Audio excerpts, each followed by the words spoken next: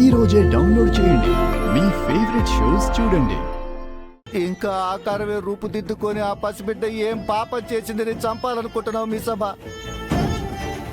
పాపం ఏదైనా ఉంటే అది నాకే తగులుతుంది రాతోడు. కానీ నా నలుగురు పిల్లలకు నా వల్ల ఎలాంటి శోకం వద్దు.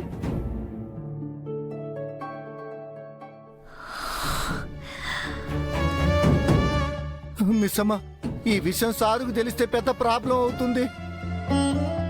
తెలుసు రాతోడు, ఆయన నన్ను తిడతారు, కోప్పడతారు, అసహించుకుంటారు కూడా.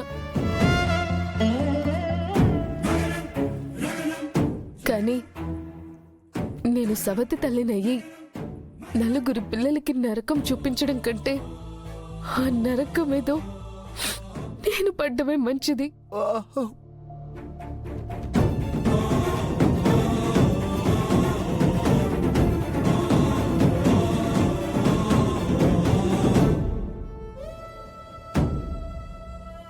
ఆయనకి నేను చెడ్డ భార్యని అయి ఉండొచ్చు రాతోడు, కానీ నా పిల్లలకి మంచి తల్లినవ్వాలి. అయ్యో పిచ్చిదానా, ఎందుకు ఇంత పిచ్చి పిచ్చిగా ఆలోచిస్తున్నావు? ఎందుకు ఇంత పిచ్చి నిర్ణయం తీసుకుంటున్నావు? లేదు మిస్సమ్మ, నువ్వు చేస్తుంది ముమ్మాటికి తప్పే. జరగని వాటి గురించి నువ్వేదేదో ఊహించుకుంటున్నావు.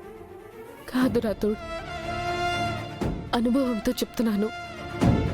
సవతి తల్లి ఎలా ఉంటుందో మా పిన్ని నాకు బాగా నేర్పించింది.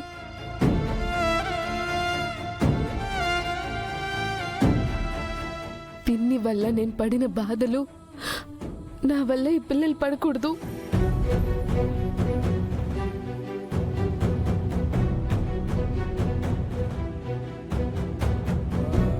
వాళ్ళు ఇప్పుడిప్పుడే వాళ్ళ అమ్మ లేని లోటుని నా ద్వారా తీర్చుకుంటున్నారు. అమ్మలేని వాళ్లకు నేను మా అక్క లాంటి అమ్మని అవ్వగలిగితే నాకంతే చాలు రాతోడు.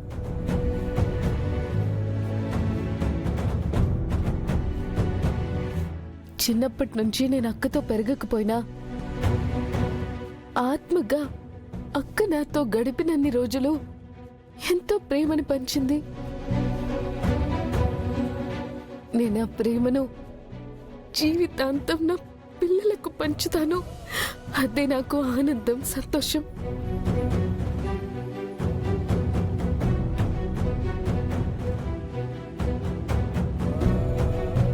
ఇంకొకసారి ఆలోచించు మిస్సమ్మ.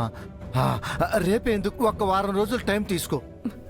టైం తీసుకుంటే మళ్ళీ నా మనసు మారిపోతుంది రాతోడు. అయ్యో, రోజులు గడిచే కొద్దీ కడుపులో పెరిగే బిడ్డపై ప్రేమ పెరుగుతుందేమో.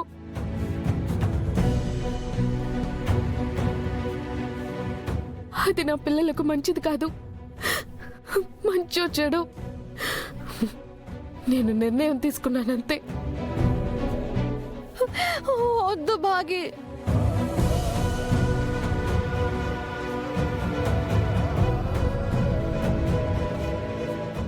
మిస్సమ్మ, మిస్సమ్మ,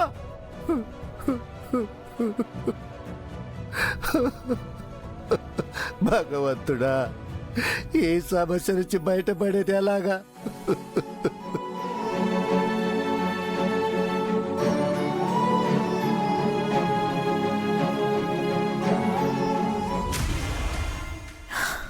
సభాష్ బాగే, నా చేతులకు మట్టంటకుండా నీ చేతులకు నువ్వే రక్తాన్ని అంటించుకుంటున్నావు. నాకు శ్రమ తగ్గిస్తున్నావు. రేపు నువ్వు నీ కడుపులో బిడ్డని చంపి ఆ తర్వాత అమర్ దృష్టిలో నువ్వు చచ్చినా బ్రతికినా ఒకటే. మెల్లగా నేను అమర్కి దూరం చేసి నేను దగ్గర అవుతాను.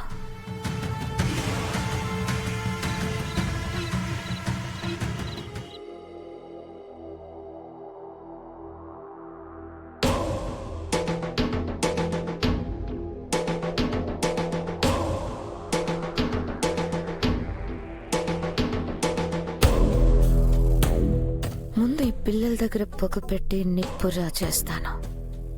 ఏ పిల్లల కోసం బాగి తన సొంత బిడ్డని వద్దనుకుంటుందో ఆ బిడ్డని సాకుగా చూపించి ఈ పిల్లల మనసు మార్చేస్తాను.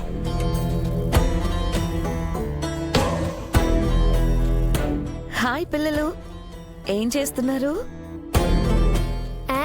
కోతి కొమ్మ చాడుతున్నాం ఆంటీ. దీనికి అనవసరంగా బ్లడ్ ఇచ్చాను. చెలకలాగా నా రక్తం పీల్చి నాతోనే వెటకారం ఆడుతుంది. హో, హోంవర్క్ చేసుకుంటున్నారా? హోంవర్క్ చేసుకుంటున్నారా? స్కూల్ కి ఎప్పుడు వెళ్తారు? తిరిగి ఎప్పుడు వస్తారు? ఇలాంటి రొటీన్ క్వశ్చన్స్ వద్దా ఆంటీ? స్ట్రైట్ గా పాయింట్ కి రండి. ఏంటి ఈ ఇంట్లో సెలబ్రేషన్స్ ఏం లేవా? సెలబ్రేషన్స్ ఏంటి? అదే కేక్ కటింగ్, టపాసులు పేల్చడం, స్వీట్స్ పంచడం, ఎక్స్ట్రా. అవన్నీ ఎందుకు చేయాలంటే? మీ బర్త్డే వచ్చిందా? ఏంటంజు, నన్ను స్ట్రైట్ గా మాట్లాడమని చెప్పి మీరు నాంచుతున్నారేంటి?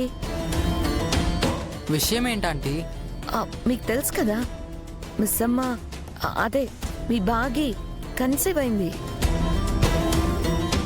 త్వరలో మీకు చెల్లో తమ్ముడో వస్తారు. మరి సంబరాలు జరుపుకోరా ఏంటి?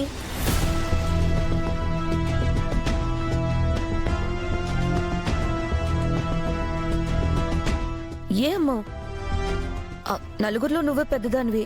ఈ సెలబ్రేషన్స్ అవి నువ్వే కదా ప్లాన్ చేయాలి. నేను ప్లాన్ చేయకూడదా? నేను అడిగింది అమ్ముని. మీరెవ్వరిని అడిగినా నేనే ఆన్సర్ చెప్తాను. ఎందుకు? అందరికన్నా చిన్నదానివనా? త్వరలో నీకా హోదా పోతుందిలే. నీకంటే చిన్నది ఇంటికొస్తుంది.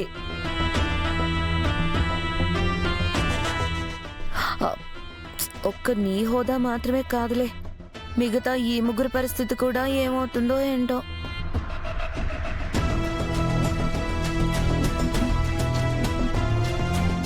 మాకేమవుతుందంటీ? ఇప్పటి వరకు ఏం కాలేదు, అంతా బానే ఉంది. కానీ ముందు ముందు ఎలా ఉంటుందో చెప్పలేం కదా అని. మీరు దేని గురించి మాట్లాడుతున్నారు?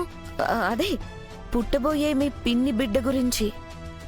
ఆ బేబీ వచ్చాక ఆ పరిస్థితి అంతా మారిపోతుంది. ఎందుకు మారిపోతుంది? ఇప్పుడు ఎలా ఉందో అప్పుడు కూడా అలానే ఉంటుంది. అలా ఉండదు ఆకాష్.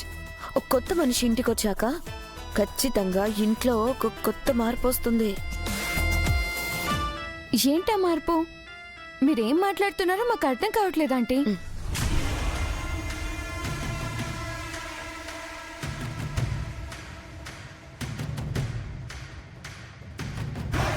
నేను చెప్పేది జాగ్రత్తగా వినండి. ముందు ముందు మిస్ అమ్మ వల్ల మీకు ప్రమాదం రాబోతుంది.